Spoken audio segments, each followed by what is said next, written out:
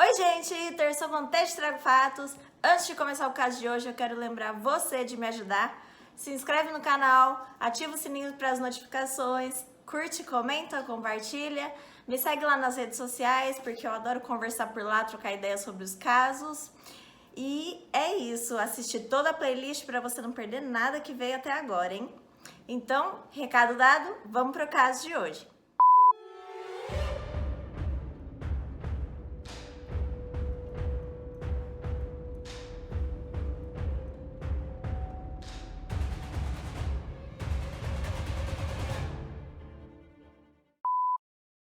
Matheus Acosta Meira nasceu em 4 de abril de 1975 em Salvador. Ele morava lá e levava uma vida super confortável numa família rica. Ele tinha mania de perseguição, então ele sempre achava que alguém estava perseguindo ele de alguma forma por alguma coisa. E ele tinha muitos problemas com a família, muitos problemas em casa. Então, desde cedo, ele ia no psiquiatra e ele ia fazer terapia.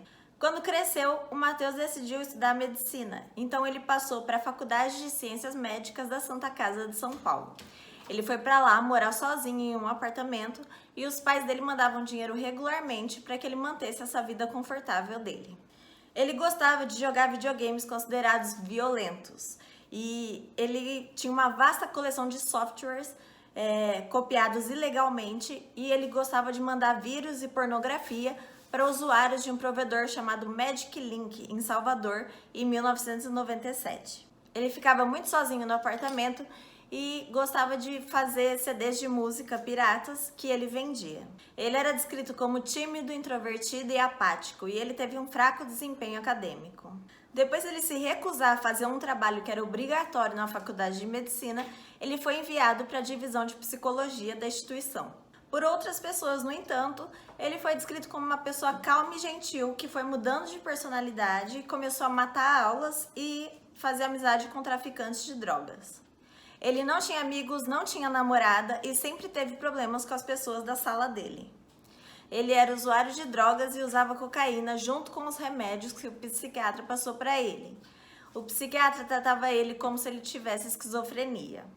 Por ele ter uma vida boa financeira, ele estava sempre com boas roupas, vivendo uma vida confortável e trocando sempre de carro.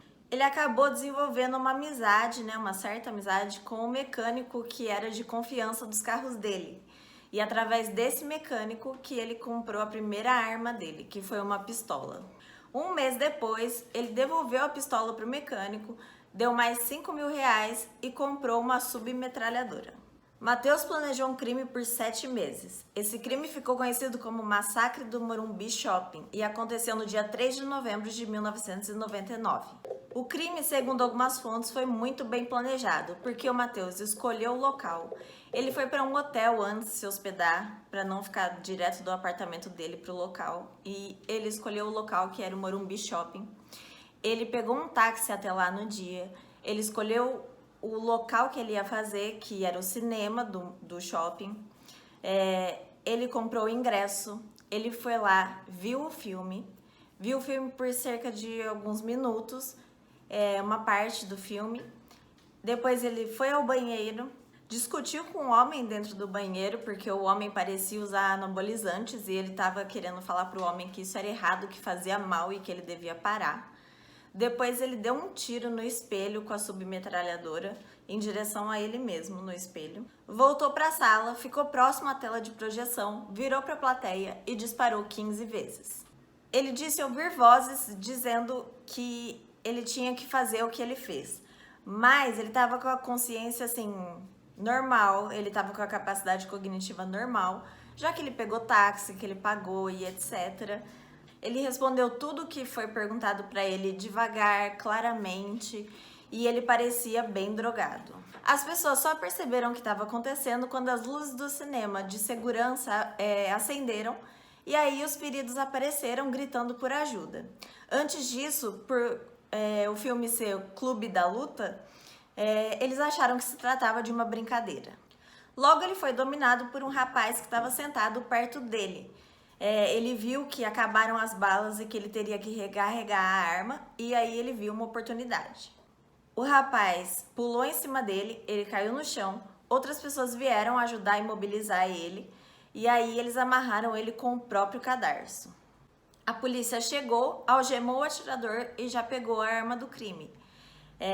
O atirador estava com um casaco em cima da blusa, estava com uma carteira com documentos e uma mochila com munições soltas. As pessoas já estavam sendo socorridas, ou por populares, ou pela segurança do shopping, ou pelo corpo de bombeiros. A maioria dos tiros pegou ou nas paredes ou nas poltronas, porque o atirador não sabia o que ele estava fazendo, ele não sabia manusear a arma.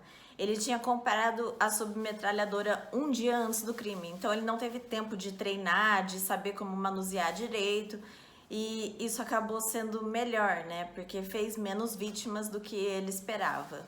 Muito frio, ele não mostrou arrependimento nenhum, não foi dado laudo de esquizofrenia e nem de transtorno de personalidade.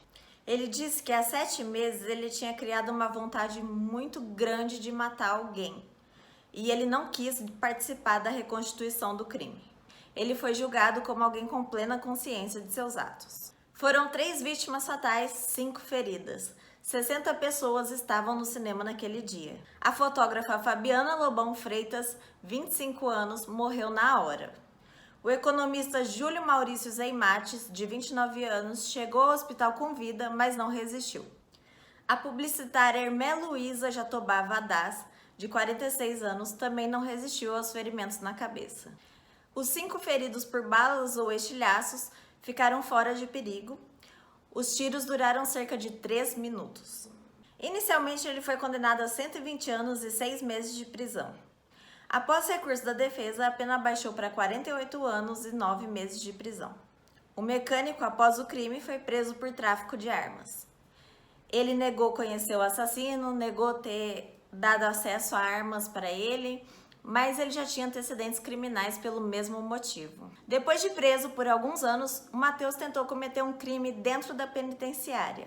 Após esse acontecimento, ele foi considerado incapaz e está internado numa casa psiquiátrica hoje em dia, na Bahia, que é onde moram, né?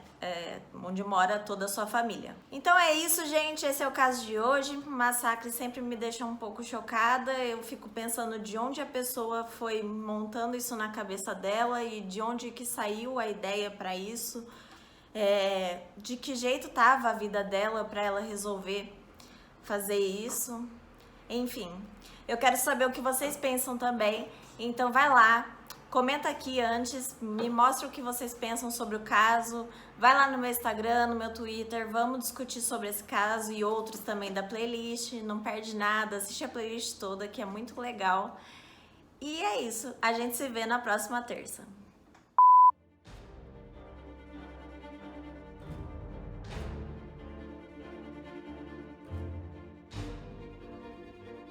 Coisa de alguma forma. Ô, Cocô!